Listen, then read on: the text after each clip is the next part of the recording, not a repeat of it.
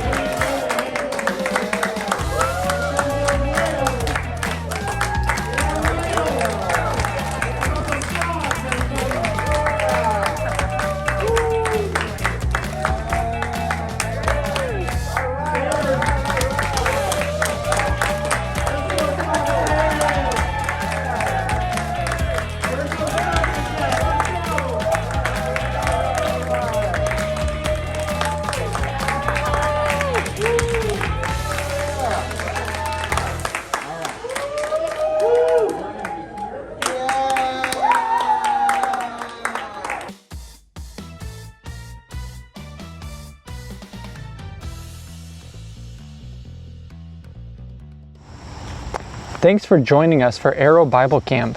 My name is Mr. Daniel and I'll be doing your Campfire Devotional for today. Today we're going to talk about what happened to Joseph after he was taken away as a slave. Each time you hear me say, God was with Joseph, I'm going to point to you and you're going to make a heart with your hands. This is to remind us that God was with Joseph in his heart. Let's practice. God was with Joseph. God was with Joseph. God was with Joseph. All right, great job. Let's continue with our story. After Joseph was sold as a slave, he was taken to Egypt to work for a man named Potiphar. Potiphar was one of Pharaoh's workers, and Pharaoh was in charge of all of Egypt. God was with Joseph, and Joseph was good at all the jobs that were given to him because God was helping him. Then something bad happened. Potiphar's wife said Joseph did a bad thing that he did not do. She lied about him, and that lie caused Joseph to be thrown into jail. Even when Joseph was in jail, God was with Joseph. The prison ruler put Joseph in charge of the whole prison, and Joseph was good at all the jobs that were given to him because God was helping him. After Joseph had been in the prison for some time, he met two other prisoners. One was Pharaoh's baker, and the second was Pharaoh's cupbearer. Do you know what a baker's job is? That's right, to bake bread. They might also make donuts or perhaps croissants, but I think back then it was probably just the bread. That was the baker's job. Do you know what job the cupbearer had? Yeah. They took care of Pharaoh's cup. They maybe tested it just to make sure it was safe. They maybe brought it to him when he was thirsty. So those are the two jobs, the baker and the cupbearer, and those are the two people that he met in prison. And each one of them had a very confusing dream, but God was with Joseph. And he helped Joseph tell each of the men what their dreams meant. The cupbearer's dream went like this. He saw a vine with 3 branches. As soon as the branches get flowers, they made very many grapes. The cupbearer was holding Pharaoh's cup and squeezed the grapes into the cup. He then handed the cup to Pharaoh. God was with Joseph and allowed Joseph to see that this meant the cupbearer would get out of prison in 3 days back to work with Pharaoh. And he did. The baker's dream went like this. He saw 3 baskets of bread on his head. The top basket had all kinds of baked foods for Pharaoh. but the birds were eating them all. God was with Joseph and allowed Joseph to see that this meant that the baker would not get out of prison, and he did not. As you can tell, God was with Joseph this entire time. Even though he was in prison, he had a chance to use his gifts to help other people and to show them something. And through this, we can learn that God is with us too, and God is in our hearts, just as God was in Joseph's heart. Thanks for joining me today. I'll see you again tomorrow.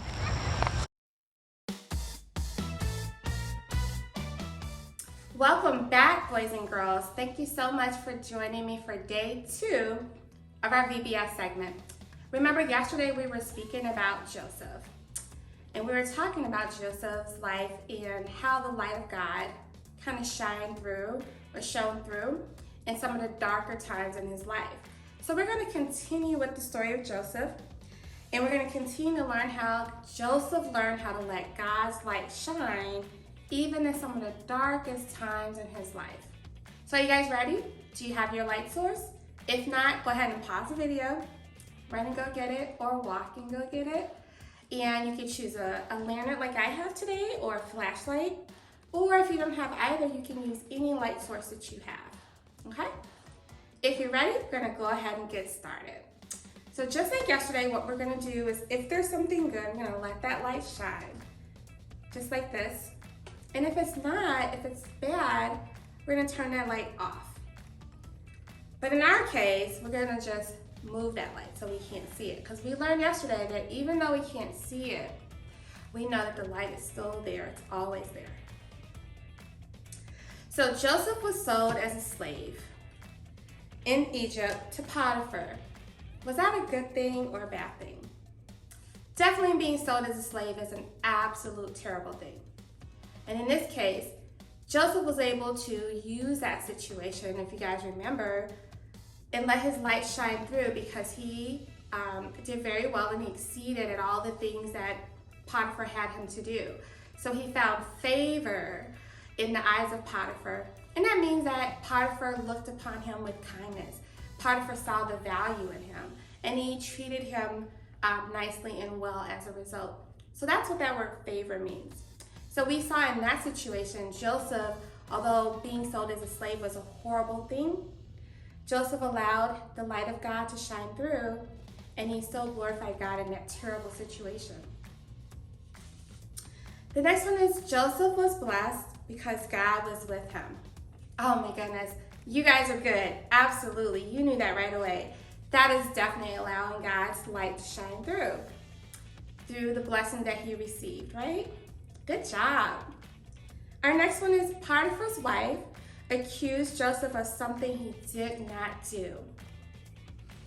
Yeah, you were right. That one was tough. And as a result of that accusation, Joseph was sent to jail.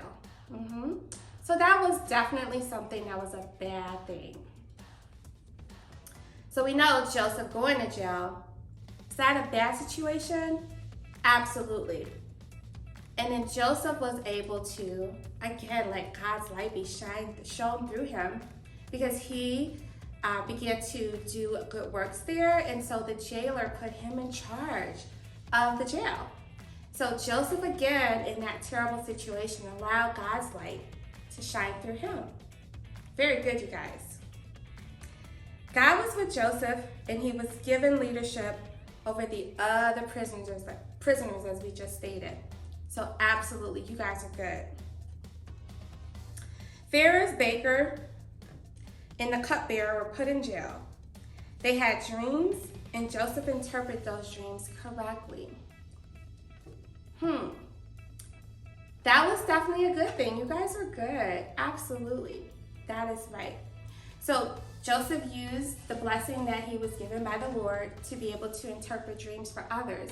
And he did so, and he gave God the glory for it. He never said, this is a skill that I can do by myself.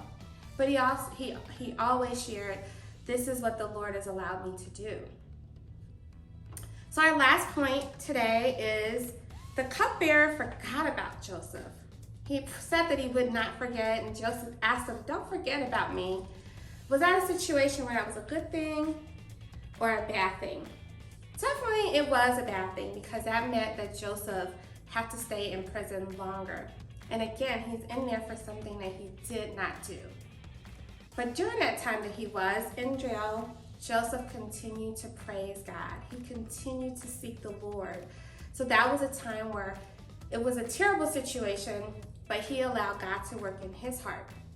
And one more piece about that story, he allowed God to work in his heart even when others were not around to see it. So it's important to always allow God's light to shine, even if we're the only ones that can see it. Thank you so much for joining me today, and I hope to see you again tomorrow. Bye.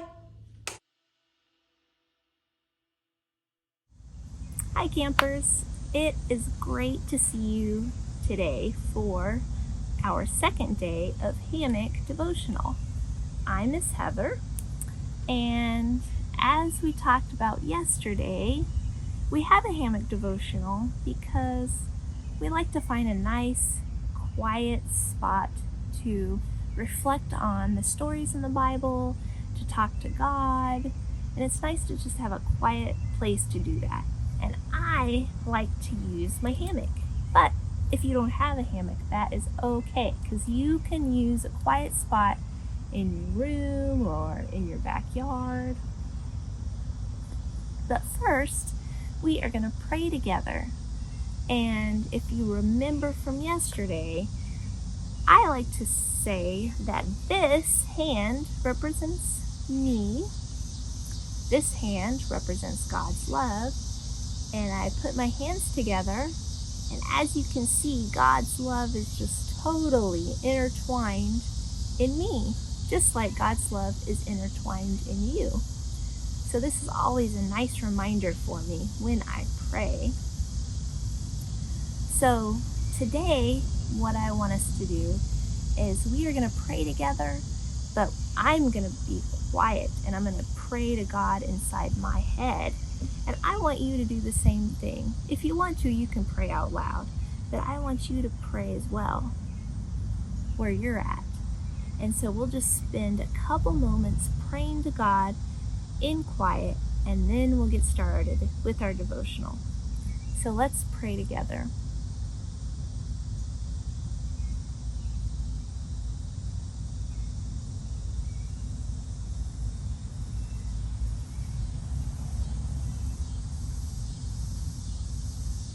Okay, did you pray to God? Good.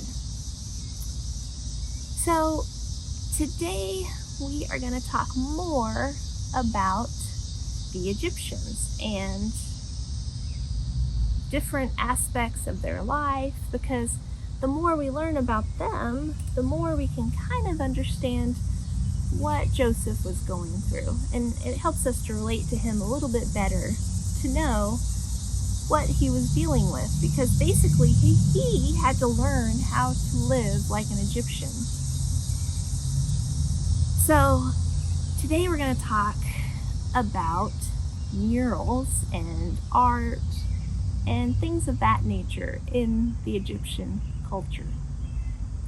So many murals in royal Egyptian palaces and tombs depict landscapes and gardens and an array of animals and insects and plants, indicating the natural world was very special to ancient Egyptians. Many of these murals are called relief sculptures, and relief sculptures are two-dimensional, which means they are made up of pictures that are slightly raised from the wall, which means that you can, of course, see the picture, but you can also feel the picture.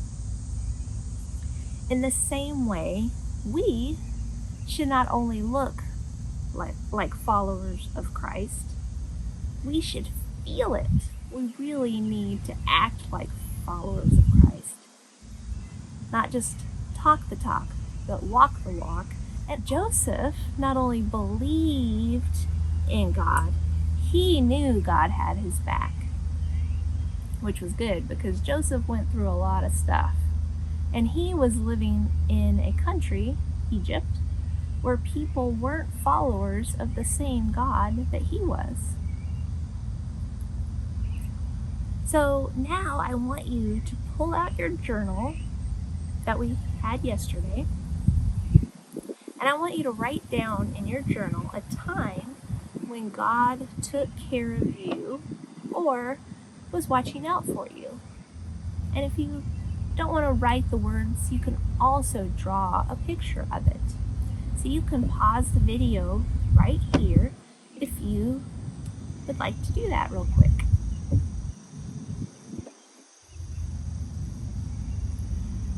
Okay, so we are going to do a little activity during our devotional today, and it's somewhat connected to what we talked about. In your Arrow Bible Camp supply bag, you should have a bag marked with Hammock Devotional Day 2, and inside of it is a piece of paper like this. And if you look at it real closely, this is called embossed paper. And if you look at it, it's similar to a relief sculpture because the picture is raised up a little bit from the paper. It's not just flat, it's slightly raised. And if you run your fingers over it, you can feel the picture. So not only can you see the picture, but you can feel it. I have a dragonfly on mine. You probably have some other type of insect. Like we talked about, Egyptians were really fascinated by nature, including insects. But we want our picture to show up a little bit better. So what we're going to do is, you should also have a crayon in your bag. And what you need to do is peel off the paper on that crayon. Take all the paper off. And then once you get the paper off the crayon, you're going to lay your embossed paper on a flat surface like a table, and you're just going to turn your crayon sideways, and you're going to rub the crayon back and forth over the picture. And you'll notice as you rub that the picture will actually show up a little better.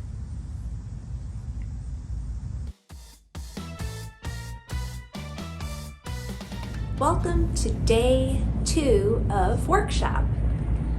As we are going to learn this week, the Egyptians were really awesome artists.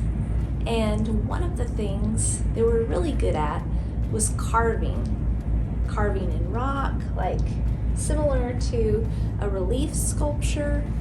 And they used a form of language in their writing called hieroglyphics. So hieroglyphics was their form of writing their language. And they would carve hieroglyphics and they would paint hieroglyphics. And so we are going to combine a little bit of some of these elements today in our craft. So if you have a Arrow Bible Camp supply box, you can get that, and inside of it you should have a bag marked with Day 2 Workshop. And one of the things inside of it should be a copy of some hieroglyphics. So this is basically an Egyptian alphabet in hieroglyphics. So you can kind of see the different symbols that correspond with different letters.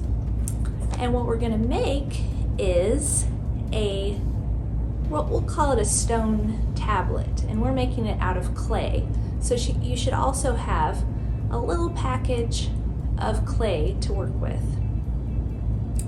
And we are gonna actually use a tool to carve some sort of hieroglyphic into this stone tablet that we're making. So I'm gonna leave it totally up to you which hieroglyphics that you wanna use in your stone tablet. And there's a lot of really cool ones on here. I'm not quite sure which one I'm gonna use yet, but you could do your initials, or if you're really feeling like you want to do a lot, you could actually do your name, but I'll leave that up to you. And like I mentioned, we're gonna need some sort of tool. So you'll have your package of clay here, and then you'll also need a tool to actually carve the hieroglyphics into the clay.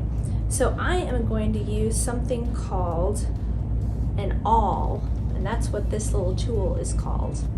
Now, I'm sure you don't have one of these laying around in your house, and this would probably not be safe for you to use, but since I'm gonna be super careful, this is the tool I'm gonna use.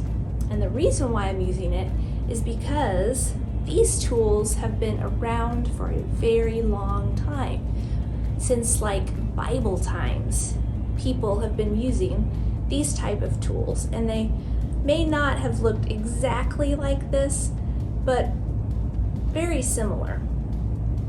And what they would use them for would be to carve. They'd use them usually in woodworking or even leather. They could carve shapes and decorations into whatever they wanted. So today I'm using this on our clay stone tablet, but you can use a pencil or a pen or even a popsicle stick, something that has somewhat of a narrow end to it. But make sure that it's okay with your parents to use, because we want to be safe while we're making our crafts. So how about we get started? Okay, let's get started. So I have my clay here, and I cut off the end so that I can pull out the clay. And we have this nice little piece of clay to work with, and I am just going to basically flatten it out slightly, but not too thin, because we don't want it to be too thin so that when we start poking, that it'll poke right through. So I'm gonna make mine kind of a rectangle shape, but you can do yours round or whatever shape you like, but it needs to be flat. But when I picture a stone tablet, I picture something that's rectangle, so I'm making mine rectangle.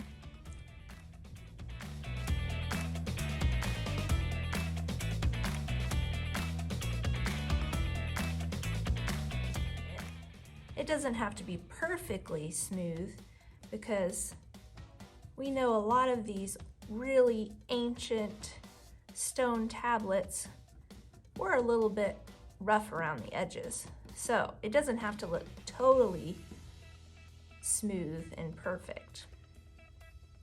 So I think that's pretty good. And now I need to decide which of these hieroglyphics that I am going to use. And there's also numbers down here. So if I wanted to add some numbers, I could do that. But I thought maybe today I would just do my initials. So I'm gonna do all three of my initials, and my initials are H, A, and S, which is this one right here. So I'm gonna start with the H, which looks kind of like a squared off spiral. And as I said before, I'm using this tool called an awl, which is spelled A-W-L. And you can use pen or pencil or anything that kind of has a very narrow point. So I'm going to start with my H. And I'm just going to kind of poke it in there and drag it through. And this is really narrow, so I might have to kind of work it so that the line actually shows up a little better. And then I'm going to go this way, and I got to make sure I leave room for my other letters. And I'm trying not to poke all the way through, so I got to be very gentle. I think a popsicle stick would probably work really well.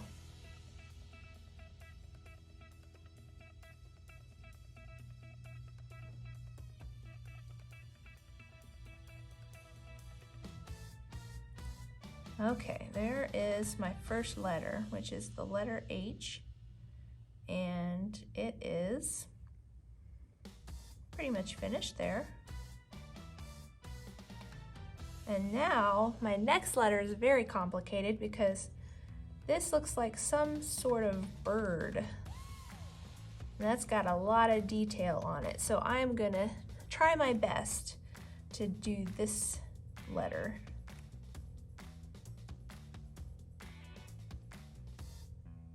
I think first I'm just gonna map out the outline and the feet.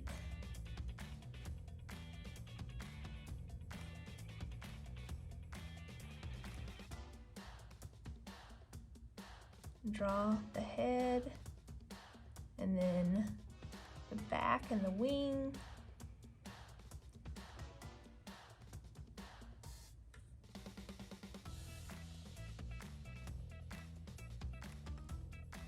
Okay, so I've got all of the body, and then I need to go and add the beak.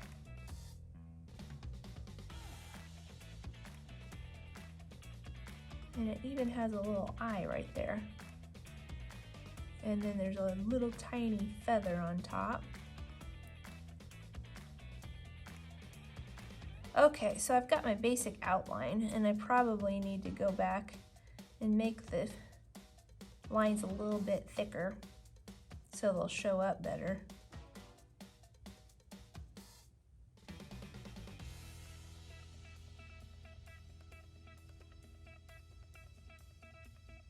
And it's okay if yours looks a little bit rough. Like I said, a lot of these ancient forms of art are a little bit rough around the edges.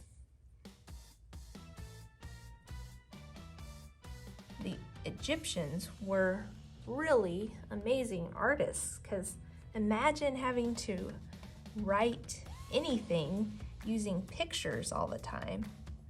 It seems like this would take forever, especially if you were carving it into some sort of wall or having to paint it. Okay, so my next letter is the letter S, and this one is much more simple for me. So it's basically just a line, which I'm gonna make sure it's kind of thick there and shows up pretty good. And then it's got two smaller lines.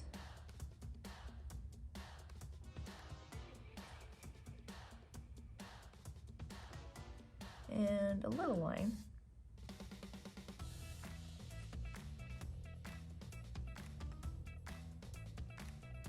Okay, so there we go. There are my initials in hieroglyphics. And now all I have to do is let it sit. This will actually air dry. So I can let it sit overnight, and I'll test it tomorrow. And if it seems to be dry enough, my plan is to take a little bit of paint, maybe water down the paint just a little bit, and then I'll do a light wash of paint over the stone tablet. And that way it'll help all of this show up even better. because the paint will soak down in these little crevices. So I hope you have fun making your stone tablet, and I would love to see pictures of your finished products. We'll see you later. Bye.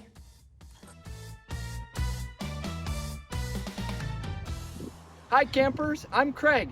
Hi campers, I'm Easton. And today we're here to tell you about baseball and softball. We're going to teach you some basic drills and some fun things you can do to learn baseball and softball. Are you ready to learn with us? Come on. All right, the first basic drill of baseball and softball is fielding.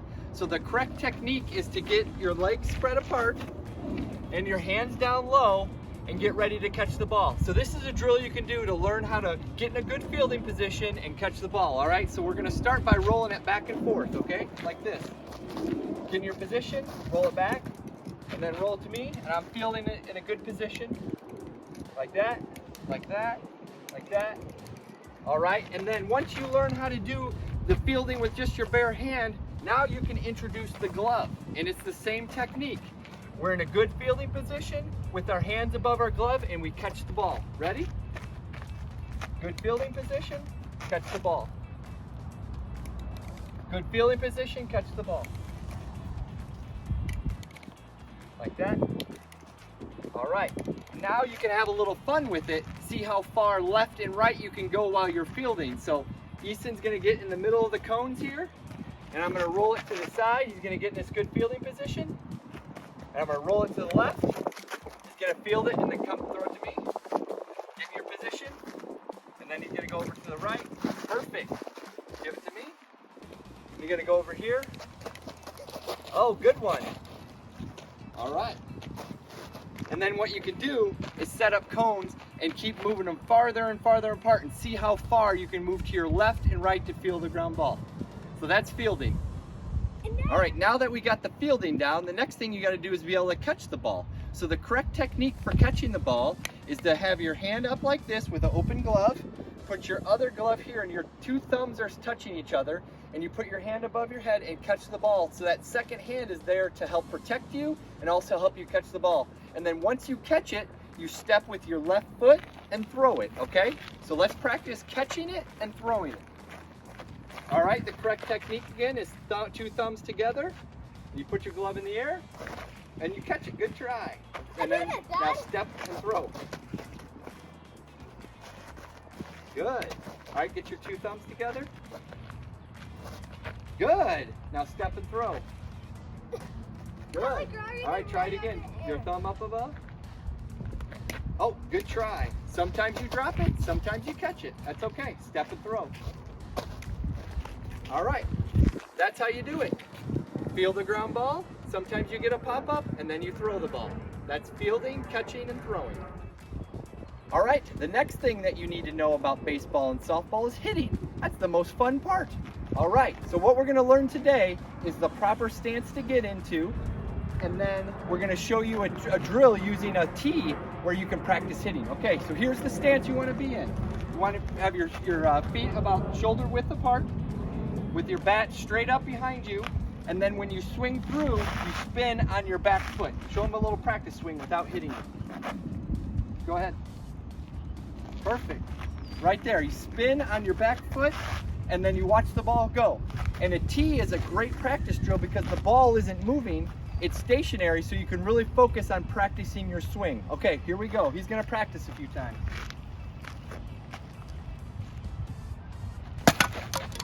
All right, sometimes you knock down the tee.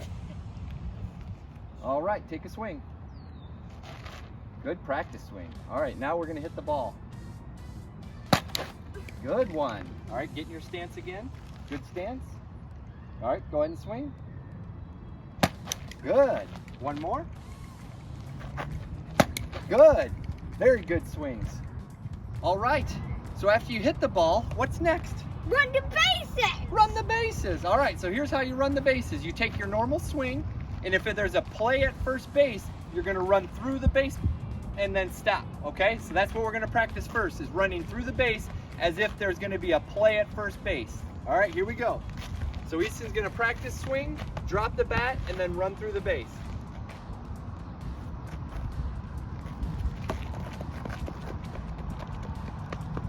Safe. All right. All right, the next type of base running is called rounding the bag. It allows you to round the bag so that you can run the bases as quick as possible. So this is the type of base running that when you hit like a double and you get a chance to run around the base and go to the next base, this is how you do it. So instead of running in a straight line, you actually run towards the bag and then do a little bit of an arch so that then you hit the base running directly to the next bag. Easton's gonna demonstrate this tool. The best way to do it is to put some cones up to try to define the line in which we want him to run. So here he's gonna do it. He's gonna run as if he's gonna run a double. Okay, here we go.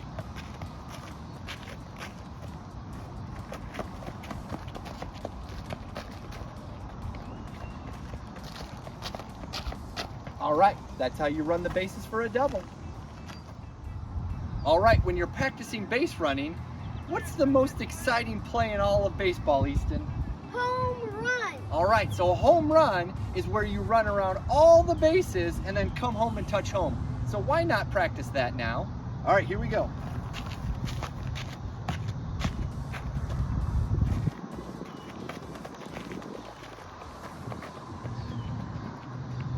All right, you see how he rounded that first base.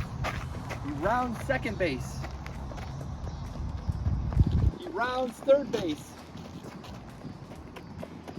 And then he comes home for a home run. High five.